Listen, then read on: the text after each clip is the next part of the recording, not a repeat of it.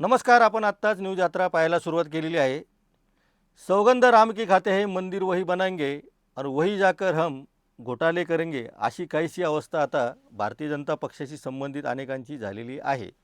आपण अर्थातच बोलतो आहे राम मंदिर प्रकरणामध्ये सध्या देशभरामध्ये जे मुद्दे समोर येत आहेत त्याविषयी. राम मंदिर ट्रस्टने ज्या काही गोष्टी 2020 नंतर केलेल्या आहेत ते पाहून राम भक्तांना तर धक्का बसलाच, परंतु या देशातील लोकशाहीवर विश्वास असलेल्या सर्वांना थक्क करून सोडलेले आहे.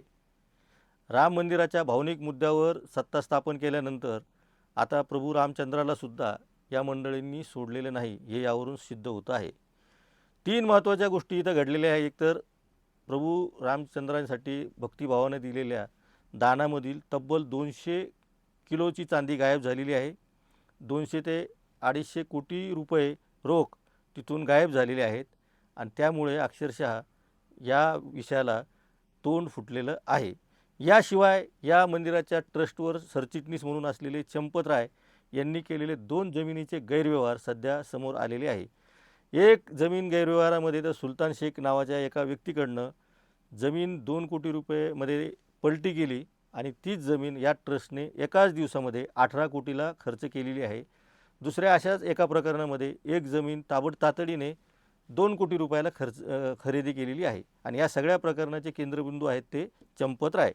चंपतराय यांच्यावरती प्रचंड मोठे आरोप होत आहे आणि आरोपीच्या पिंजऱ्यातून त्यांना बाहेर काढलं जात आहे.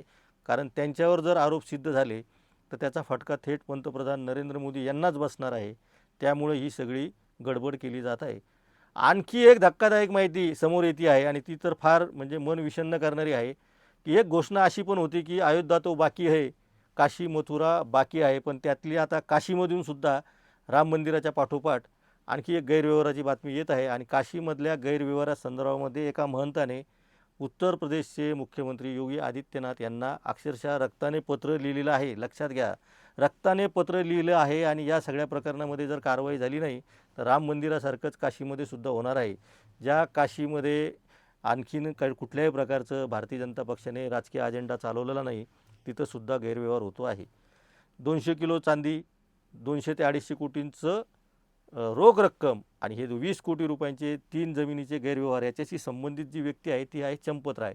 चंपतराय यांना पद्धतशीरपणे बाजूला केले जात आहे. चंपतराय हे तेच आहे ज्यांच्यावरती बाबरी मशीद पाडल्याप्रकरणी 49 आरोपींवर जे आरोपपत्र दाखल झाले होते त्यातले ते एक आहेत. विश्व हिंदू परिषदेचे ते आंतरराष्ट्रीय उपाध्यक्ष म्हणून सुद्धा राहिलेले आहेत. यांच्यासोबत आणखी एक नाव चर्चेला येत आहे ते आहे अशोक मिश्रा यांचं. पण अजून या सगळ्या प्रकरणामध्ये त्यांचं नाही. त्यांच्यावर एक वेगळा आरोप लक्षात घ्या, त्यांच्यावर अत्यंत वेगळा आणि गंभीर आरोप एका महंताने केला आहे. आणि त्यांचं असं म्हणणं आहे की उत्तर प्रदेशांमधून जी गाईच्या मांसाची तस्करी केली जाते किंवा गाईचं मांस विकलं जातं त्या सगळ्या प्रकरणामध्ये जर कारवाई होत असेल तर अशोक मिश्रा हे तिथं मध्ये मध्यस्थी करतात आणि अशोक मिश्राच हे सगळं गाईच्या गोमांसाच्या व्यवहारामध्ये गुंतलेले आहेत. तर लक्षात घ्या, तुम्ही ज्यांच्यावर विश्वास ठेवला रामासाठी, रामाचं रक्षण करण्यासाठी म्हणा किंवा राम मंदिर बांधण्यासाठी म्हणा, ज्यांच्या पाठीशी आपण उभे राहिलेलो आहोत, गाईच्या रक्षणासाठी आपण ज्यांच्या पाठीशी उभे राहिलेलो आहोत, तिथंच हे सगळे मंडळी आपले हेतू साध्य करून घेत आहेत. आपण या सगळ्या प्रकरणावर लक्ष ठेवणार आहोत.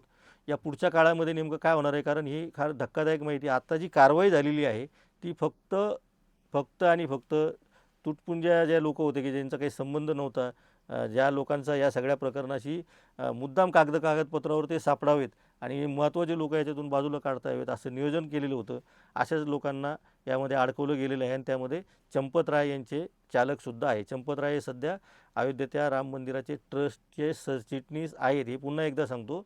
त्यामुळं या पुढच्या काळामध्ये राम मंदिराचा हा घोटाळा कोणत्या दिशेने जातो आणि चंपतराय खरंच अडकतात का, आणि चंपतराय अडकल्यानंतर नरेंद्र मोदी काय बोलतात याकडे आपलं लक्ष असणार आहे. त्यामुळे आपण पाहत राहा न्यूज यात्रा, हे आहे आपलं चॅनल.